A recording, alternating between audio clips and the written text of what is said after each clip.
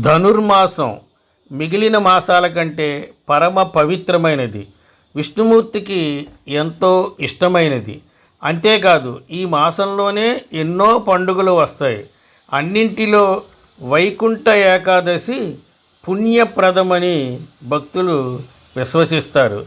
ఎందుకంటే స్వర్గద్వారాలు తెరిచి ఉంటాయని పురాణాలు చెబుతున్నాయి.